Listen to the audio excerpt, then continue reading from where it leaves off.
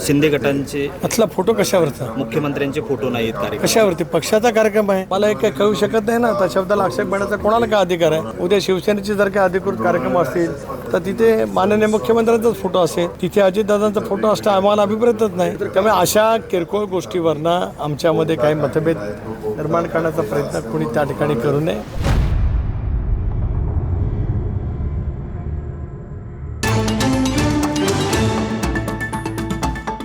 भाजपाने आक्रमक पवित्रा घेतलाय, अगदी घोषणाबाजी केलेली आहे. अजित पवारांची पालकत्वाची भूमिका असताना अजित पवार असे कसे वागू शकतात, अशा पद्धतीचं भाजपने आक्रमक भूमिका घेतली. राष्ट्रवादी काँग्रेस पक्षाची जनसन्मान यात्रा ही पक्षाची यात्रा आहे. त्याच्यामध्ये संध्याकाळच्या वेळेला आम्ही पहिल्यांदाच पाऊल महायुतीमध्ये उचललं गेले की दादांच्या दौऱ्यामध्ये संध्याकाळच्या वेळेला महायुतीतील घटक पक्षाच्या त्या मतदारसंघातील नेत्यांना आम्ही त्या ठिकाणी बोलवत असतो. इथला कार्यक्रम पक्षाचा असल्यामुळे खरं तर अशा पैकीचं निदर्शनं करण्याची काहीच आवश्यकता नाही. आज माझ्याही मतदारसंघामध्ये अनेक वेळेला भारतीय जनता पक्षाचे नेते जातात, मंत्री जातात, बैठका बोलवल्या जातात. पक्षाचे ज्या वेळेला कार्यक्रम असतात त्यावेळेला इतर पक्षांना बोलवलंच पाहिजे असं कुठे अभिप्रेत नाही. तरीसुद्धा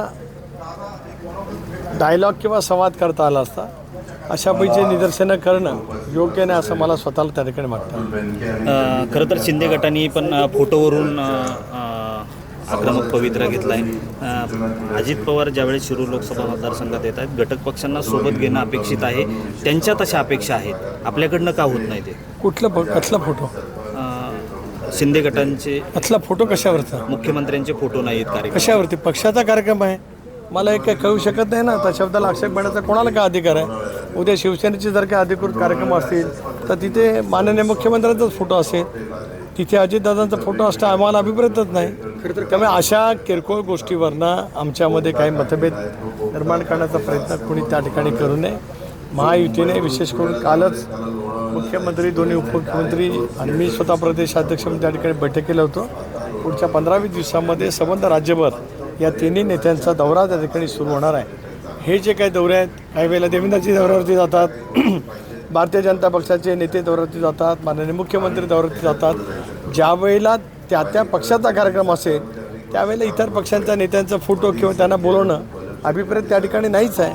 त्यामुळे अशा पैकीचं केवळ स्थानिक राजकारणाच्यामुळे राज्यस्तरीय नेतृत्वाला कोण देव देत असेल ते अत्यंत अयोग्य आहे. आढळराव पाटलांची अनुपस्थिती कालपासून बसलेत साहेब. खेळच्या बसलेत कार्यक्रमाला. मुख्यमंत्री हा शब्द वगळला जातोय नाही, याच्याबद्दल कोणाच्या मनात काय नाही. खरं तर फ्री वीज माफीवरून पुन्हा एकदा चर्चा होते. विलासरावांच्या काळामध्ये विलासरावांनी फ्री वीज माफी केली होती, मात्र त्यावेळेस पवारसाहेबांनी त्याला विरोध केला होता असं आपल्या पदाधिकाऱ्यांकडून सांगण्यात. नाही, एक तर असं आहे की विलासराव नव्हते, सुशीलकुमार शिंदे साहेब असताना 2003 सालामध्ये जो अर्थसंकल्प मांडला त्या अर्थसंकल्पाच्या मध्ये वीज बिल म्हणजे वीज माफीचं त्यांनी घोषणा केली होती. 2004 सालामध्ये सुशीलकुमार शिंदे साहेबांच्याऐवजी विलासराव देशमुख साहेब ज्यावेळेला मुख्यमंत्री झाले त्यावेळेला सरकारने ती वीज माफी देण्याची घोषणा होती ती मागे घेतली. आत्ता जो निर्णय घेतला आहे महायुतीच्या सरकारने, जो आज राज्याचे उपमुख्यमंत्री अजितदादांनी अर्थसंकल्पात घोषित केला आहे, त्याची अंमलबजावणी सुरू झाली. ते 3.5, 5, 7.5 HP शेतकऱ्यांच्या वीज पंपाला थकीत यापूर्वीची जी काही त्यांची बाकी होती त्याला पूर्णपणाने सरकारने माफी दिली आणि पुढची 5 वर्ष सलग शेतकऱ्यांना 7.5 HP मोटरचं मोफत त्या ठिकाणी वीज दिली जाणार आहे. ती सकाळी 7 वाजल्यापासून संध्याकाळी 7 वाजेपर्यंत.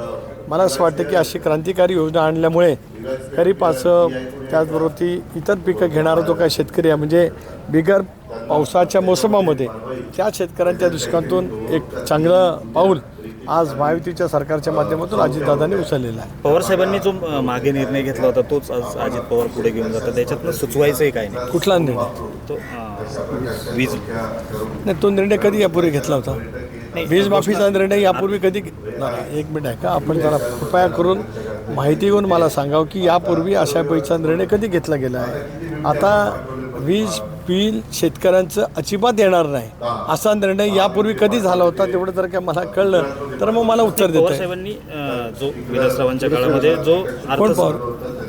विलासराव देशमुखांच्या काळामध्ये म्हणजे सुशीलकुमार शिंदे आपण म्हणतो जे अर्थसंकल्पात तरतूद केली पुढं यांचं सरकार मी त्याच्यावरती खुलासा दिला आपल्याला की सुशीलकुमार शिंदे साहेब मुख्यमंत्री असताना 2003 सालामध्ये जो त्यावेळेला घोषणा करण्यात आली ती संबंध ग्राहकांच्या वीज बिल माफीची. आपण समजून घ्या फरक आहे दोन्ही गोष्टीमध्ये.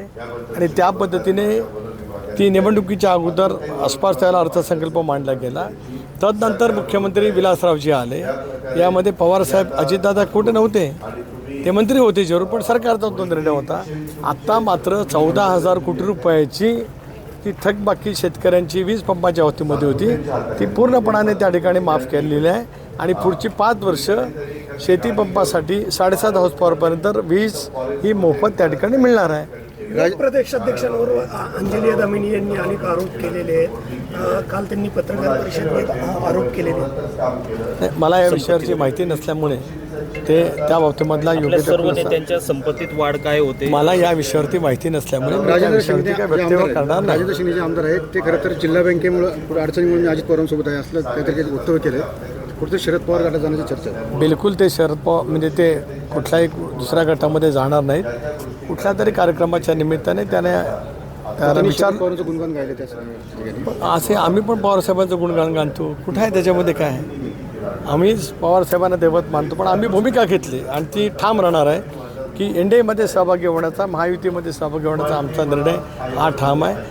आमच्या कुठल्याही भाषणात किंवा आमच्या कृतीमध्ये पवारसाहेबांच्याबद्दल नेहमीच आम्ही त्या ठिकाणी आदर व्यक्त करत आलो आणि उद्याच्या भवितव्याच्या कालावधीमध्ये सुद्धा करत राहू. शिंगणेने ते व्यक्त करत असताना पवारसाहेबांच्या प्रती आदर व्यक्त केला, पण त्याचबरोबर ती त्यांच्याकडे मध्यवर्ती बँकेच्या निमित्ताने एक तर उलट मध्यवर्ती बँकेमुळे डॉक्टर शेंगणेंनी 2019ची निवडणूक लढवली नव्हती. त्या डॉक्टर शेंगणे साहेबांना अजितदादांनी राज्य सरकारच्या माध्यमातून 300 कोटी रुपयाची हमी दिल्याच्यामुळे ही बँक आता पुन्हा सुस्थितीत त्या ठिकाणी सुरू झाले. याचा शेंगणेजी सुद्धा अभिमानपूर्वक उल्लेख करत आहे.